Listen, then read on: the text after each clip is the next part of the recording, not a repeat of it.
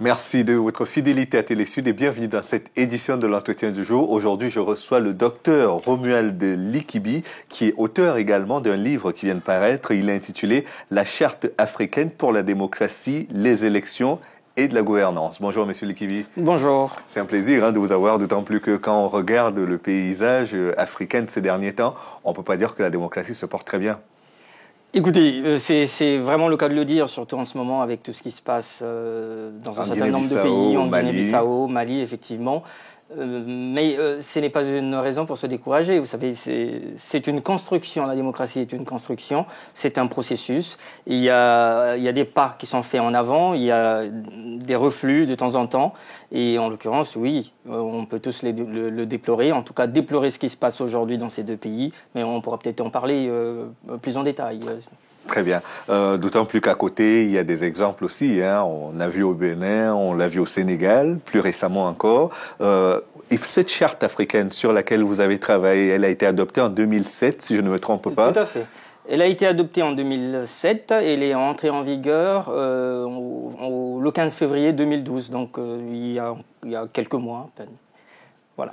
Et quel est l'enjeu? Tous les pays ont signé, mais pourquoi est-ce qu'ils n'arrivent pas à l'appliquer? Alors non, tous les pays n'ont pas signé cette charte, malheureusement. Vous savez, entre 2007, quand elle a été adoptée, et 2012, donc au moment de son entrée en vigueur, il y a une quinzaine de pays, en tout et pour tout, sur les 53, j'allais dire 54 avec le Soudan du Sud, il y a à peine 15 qui l'ont signé et ratifié, c'est ce qui a permis son entrée en vigueur. C'est le premier point à relever, ça veut dire que tous les pays n'en sont pas partis. Il y a un certain nombre de pays qui, effectivement, ont accepté de faire cette démarche-là, mais la plupart n'a pas accepté donc de s'engager sur cette voie. Et il y a eu beaucoup de réticences. Vous savez, l'Union africaine a dû prendre son temps, essayer d'expliquer, pousser l'État. Il y a une douce pression, il faut le dire, qui a finalement abouti à l'adoption, donc la ratification par un certain nombre d'États, et donc l'entrée en vigueur de la charte. Donc on va voir ce que ça va donner, parce que entre le moment où elle est ratifiée et là, elle est en application, donc elle est entrée, elle produit des effets de droit, on va donc voir ce que ça va donner. Ça nous permettra de passer de la théorie à la pratique. Et quelle est la différence entre un État signataire de la charte et un État qui ne l'a pas signée? Eh bien, vous savez, les États sont souverains. Ils ne s'engagent, ils ne peuvent être régis par un texte que s'ils ont accepté de le signer, premièrement, et ensuite de le ratifier. Mais vous savez qu'il y a des textes qu'on n'a pas ratifiés, Absolument. comme par exemple le traité de Rome, qui permet de créer la Cour pénale internationale. Mais on est quand même atteint. On l'a vu avec la Côte d'Ivoire, on l'a vu avec le Soudan. Eh bien, ça fait partie des règles du droit international. Un État ne peut accepter de se soumettre, ne peut accepter l'application d'une loi que si il l'accepte, il adhère à cette loi, c'est-à-dire qu'il le signe le traité, signe la charte et ensuite la ratifie.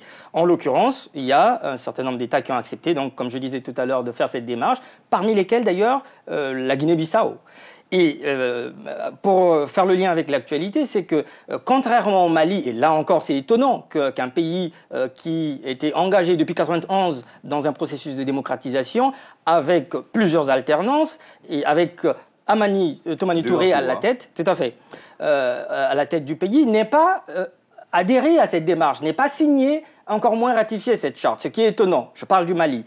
Alors que la Guinée-Bissau a récemment donc fait partie des tout derniers États à avoir signé, non seulement signé, mais aussi ratifié. Ils l'ont ratifié début janvier 2012. C'est en tout cas l'avant-dernier, on va dire, puisqu'après la Guinée-Bissau, il y a eu le Cameroun.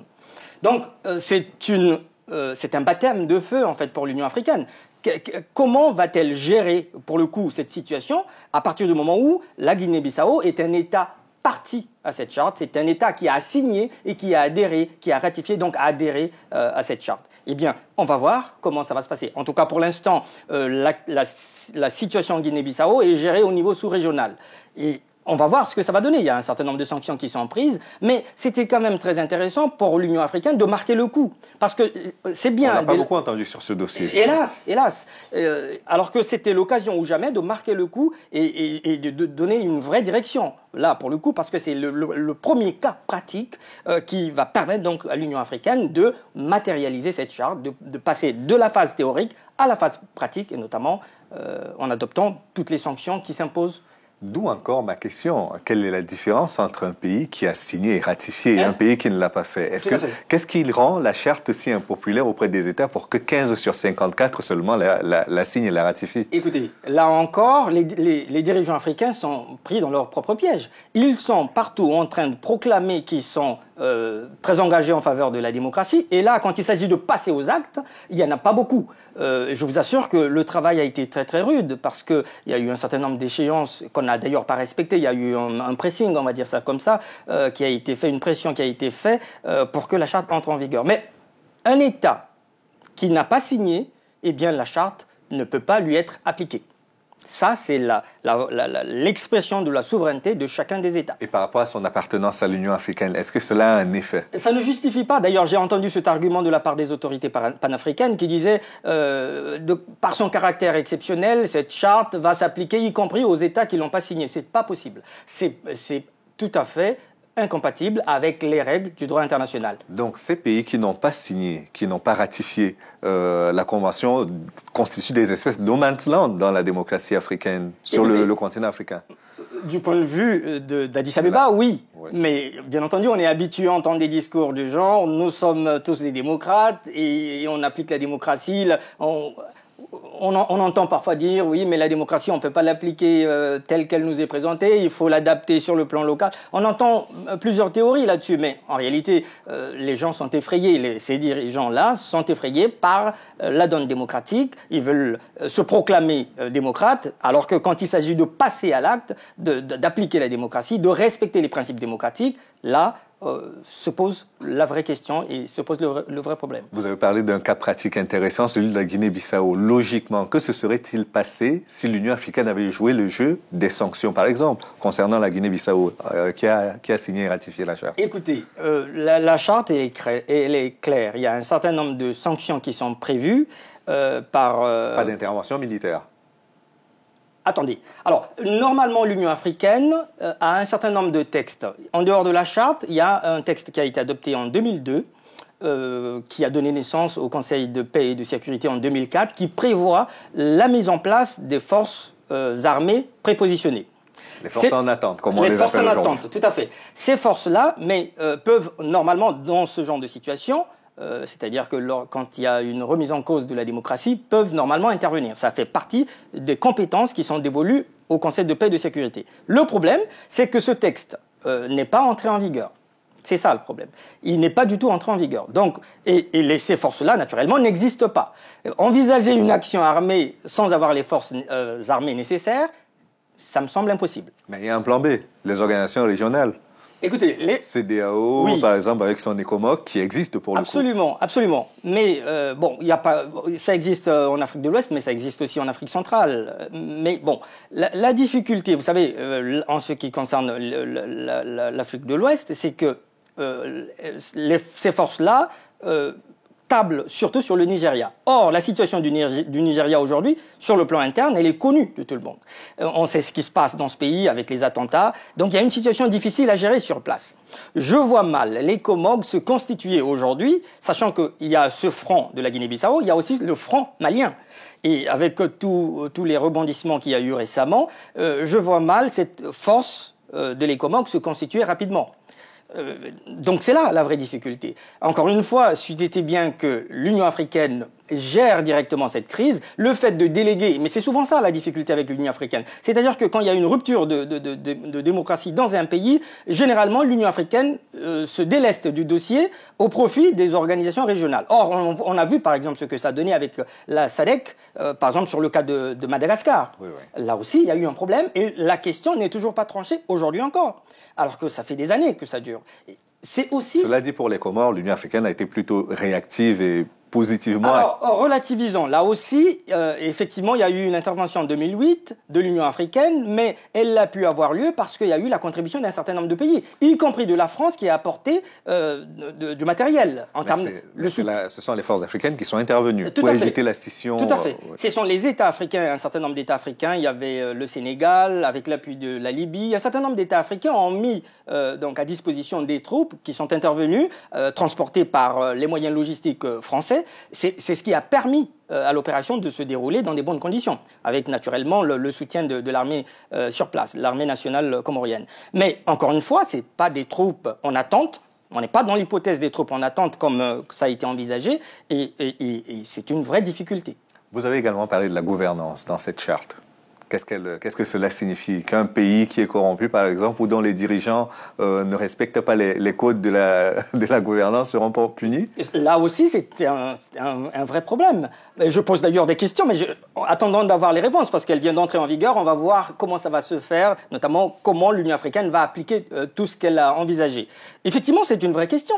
Qu'est-ce qu'on ferait d'une personne qui est élue démocratiquement, quand je dis démocratiquement, sur la base des standards internationaux, et donc qui, dans la gestion du pouvoir, ça va s'avérer un piètre gestionnaire et surtout se livrer à ce qu'on pourrait appeler les crimes économiques et tout ce qui va autour. Eh bien, on verra dans la pratique ce que l'Union africaine va faire. Parce qu'il faut que la question se pose. En ce moment-là, eh bien, l'Union africaine sera obligée de faire quelque chose, d'intervenir. Mais au passage, il existe déjà une convention, par exemple, contre la corruption. Ben, là aussi, c'est bien d'envisager des textes, mais il faut les appliquer. Bon, il y a un début d'application, on verra ce que ça va donner. Mais ça laisse plus d'un sceptique. Parce que dans la boîte à outils, il y a également le NEPAD, le nouveau partenariat économique pour le développement de l'Afrique, qui a une revue des pairs, les revues par les pairs qui évaluent la gestion des pays. Absolument, mais est-ce que cette accumulation d'outils d'évaluation ne va finalement pas rendre l'évaluation caduque? C'est un vrai problème. Pour le NEPAD, ce qu'il faut savoir, l'évaluation des pairs se termine souvent par une série de recommandations. Il n'y a rien de contraignant. Mais là aussi, il faut peut-être signaler que le NEPAD a été envisagé en dehors du cercle d'Addis Abeba, de l'Union africaine. Mais, depuis quelques années, ces derniers temps, cette structure a été rattachée à l'Union africaine, ce qui est une bonne chose. Maintenant, dans la pratique, on verra ce que ça va donner. La vraie question, et là, c'est aussi, par exemple, l'une des critiques que je formule, c'est qu'on a prévu des sanctions en cas de remise en cause de la démocratie, mais on n'a rien prévu en cas de mauvaise gouvernance. Alors que la charte, elle est intitulée « La charte pour la démocratie, les élections et la gouvernance ». Donc, ça fait aussi partie des choses qu'on va découvrir, notamment lorsque les questions vont se poser et notamment lorsque l'Union africaine va réagir. Il nous reste moins de 30 secondes, mais de façon générale, quelle est la crédibilité de ces outils d'évaluation comparés aux outils d'évaluation du FMI, de la Banque mondiale ou de l'Union africaine, de l'Union européenne, par exemple? C'est toujours un outil de plus, parce qu'il faut quand même dire que c'est très difficile d'évaluer quoi que ce soit dans ces pays-là. C'est extrêmement difficile. Les chiffres posent problème dans moult pays d'Afrique. Y compris en Europe, hein, on l'a vu avec le débat. C'est vrai, mais chez nous c'est encore pire, parce que la différence quand même, c'est qu'on a des chiffres. Ici, on peut en débattre après. Mais dans le contexte des pays africains, il n'y a pas de chiffres. Dans beaucoup de pays, on ne sait même pas combien il y a de chômeurs. Comment voulez-vous quantifier le travail qui est fait par les pouvoirs en place si on n'a aucun outil qui permet d'évaluer la politique qui est menée par le pouvoir en place. Merci beaucoup, Dr Romuald Likibi. Je rappelle votre livre, La Charte africaine pour la démocratie et les élections et la gouvernance. Merci d'avoir été notre invité. Merci à vous. Et merci à vous d'avoir suivi cette émission jusqu'à son terme. Rendez-vous demain pour une autre édition de l'Ancien Jour. À bientôt.